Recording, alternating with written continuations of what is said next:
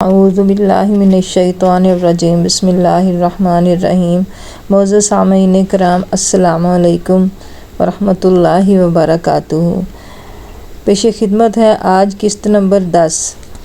اللہم صلی علی محمد وعلی آل محمد کما صلیت علی ابراہیم وعلی آل ابراہیم انک حمید مجید۔ اللہم بارک علی محمد وعلی آل محمد کما بارکت علی ابراہیم وعلی آل ابراہیم انک حمید مجید۔ آج کا موضوع ہے فجار کی جنگ۔ خانہ کعبہ میں تانبے کے بنے 2 بت تھے، ان کے نام اساف اور نائلہ تھے۔ طواف کرتے وقت مشرک برکت حاصل کرنے کے لیے ان کو چھوا کرتے تھے۔ حضرت زید بن حارثہ رضی اللہ تعالی عنہ فرماتے ہیں، ایک مرتبہ آپ صلی اللہ علیہ وسلم بیت اللہ کا طواف کر رہے تھے، میں بھی آپ کے ساتھ تھا۔ جب میں طواف کے دوران ان بتوں کے پاس سے گزرا تو میں نے بھی ان کو چھوا۔ نبی پاک صلی اللہ علیہ وسلم نے فوراً فرمایا، ان کو ہاتھ مت لگاؤ۔ اس کے بعد ہم طواف کرتے رہے۔ میں نے سوچا ایک بار پھر بتوں کو چھونے کی کوشش کروں گا تاکہ پتہ تو چلے ان کو چھونے سے کیا ہوتا ہے اور آپ نے کس لیے مجھے روکا ہے۔ چنانچہ میں نے ان کو پھر چھو لیا۔ تب آپ نے سخت لہجے میں فرمایا، کیا میں نے تم ان کو چھونے سے منع نہیں کیا تھا؟ اور میں قسم کھا کر کہتا ہوں، نبی پاک صلی اللہ علیہ وسلم نے کبھی بھی کسی بت کو نہیں چھوا، یہاں تک کہ اللہ تعالیٰ نے آپ کو نبوت عطا فرما دی اور آپ پر وحی نازل ہونے لگی۔ اسی طرح اللہ تعالیٰ حرام چیزوں سے بھی آپ کی حفاظت فرماتے تھے۔ مشرک بتوں کے نام پر جانور قربان کرتے تھے، پھر یہ گوشت تقسیم کر دیا جاتا تھا یا پکا کر کھلا دیا جاتا تھا، لیکن آپ نے کبھی بھی ایسا گوشت نہ کھایا۔ خود آپ نے ایک بار ارشاد فرمایا، میں نے کبھی کوئی ایسی چیز نہیں چکھی جو بتوں کے نام پر ذبح کی گئی ہو، یہاں تک کہ اللہ تعالیٰ نے مجھے نبوت عطا کر دی۔ اسی طرح آپ سے پوچھا گیا، کیا آپ نے بچپن میں کبھی بت پرستی کی؟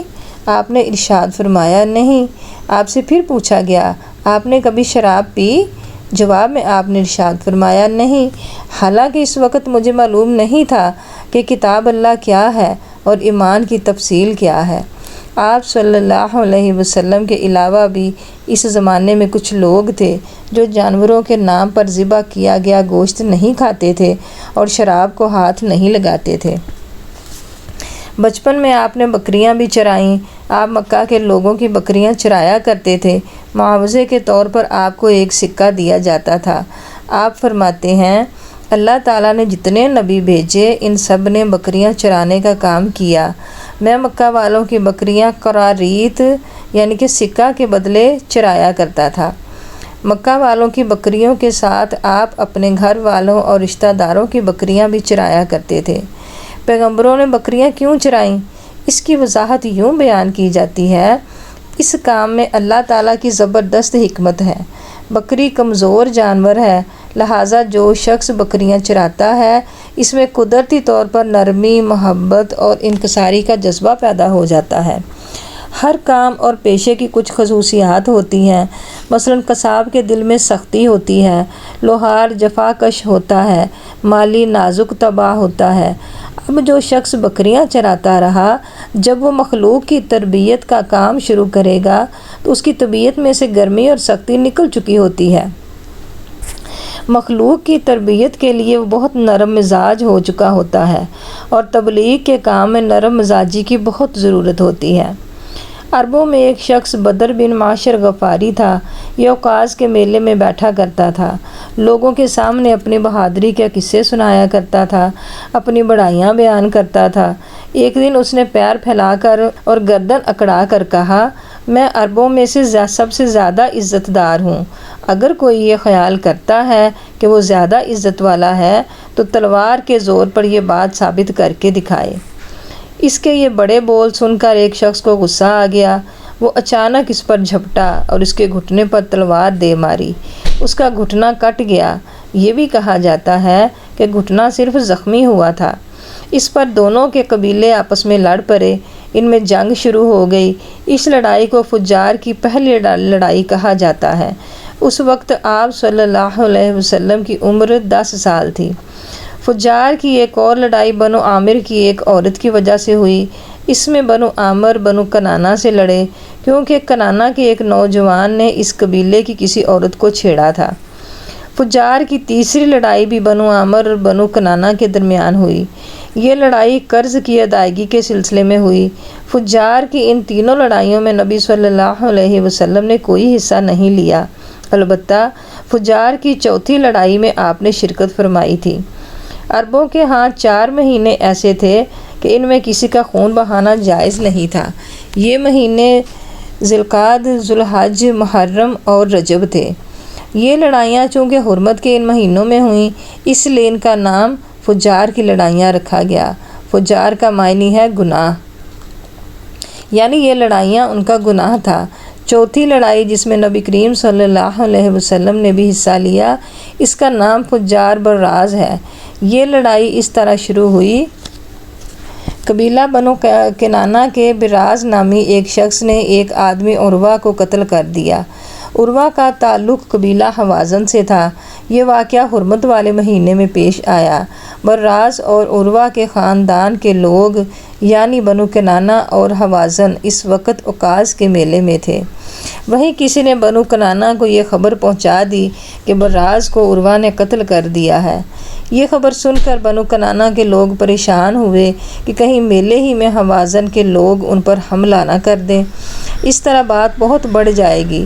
چنانچہ وہ لوگ مکہ کی طرف بھاگ نکلے۔ حوازن کو اس وقت تک خبر نہیں ہوئی تھی۔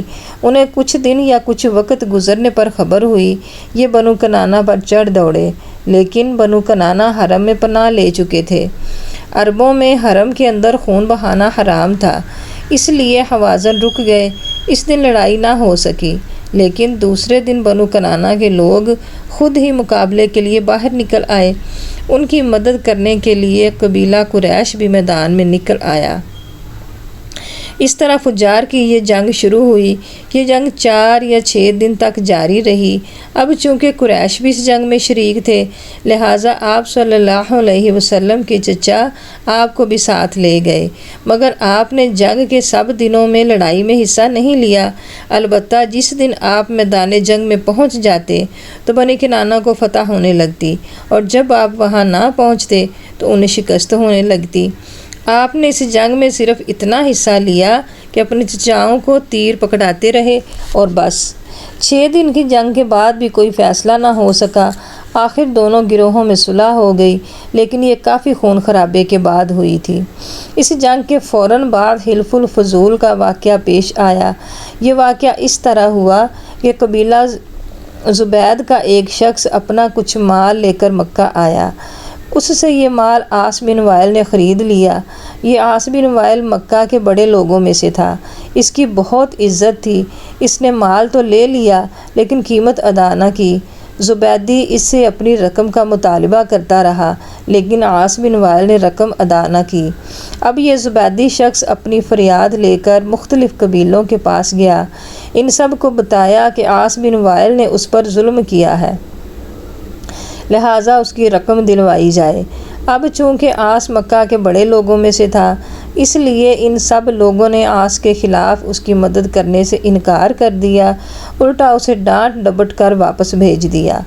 جب زبیدی نے ان لوگوں کی یہ حالت دیکھی تو دوسرے دن صبح سویرے وہ ابو قیس نامی پہاڑی پر چڑھ گیا۔ قریش ابھی اپنے گھروں ہی میں تھے۔ اوپر چڑھ کر اس نے بلند آواز سے چند شعر پڑھے، جن کا خلاصہ یہ ہے: اے فخر کی اولاد، ایک مظلوم کی مدد کرو جو اپنے وطن سے دور ہے اور جس کی تمام پونجی اس وقت مکہ کے اندر ہی ہے۔ اس زبیدی شخص کی یہ فریاد آپ صلی اللہ علیہ وسلم کے چچا زبیر بن عبد المطلب نے سن لی۔ ان پر بہت اثر ہوا۔ انہوں نے عبداللہ بن جدعان کو ساتھ لیا اور اس آدمی کی مدد کے لیے اٹھ کھڑے ہوئے۔ پھر ان کے ساتھ بنو ہاشم، بنو زہرہ اور بنو اسد کے لوگ بھی شامل ہو گئے۔ یہ سب عبداللہ بن جدعان کے گھر جمع ہوئے۔ یہاں ان سب کو کھانا کھلایا گیا۔ اس کے بعد ان سب سے خدا کے نام پر حلف لیا گیا۔ حلف کے الفاظ یہ تھے: ہم ہمیشہ مظلوم کا ساتھ دیتے رہیں گے اور اس کا حق اسے دلاتے رہیں گے۔ اس حلف کا نام حلف الفضول رکھا گیا۔ اس عہد کے اور حلف کے موقع پر اللہ کے رسول صلی اللہ علیہ وسلم بھی قریش کے ساتھ موجود تھے۔ آج کی ایپیسوڈ یہیں تک۔ اللہ تعالیٰ آپ کے لیے اور میرے لیے آسانیاں پیدا فرمائے اور مجھے اور آپ کو آسانیاں تقسیم کرنے کی توفیق عطا فرمائے۔ ملتے ہیں نیکسٹ ایپیسوڈ میں۔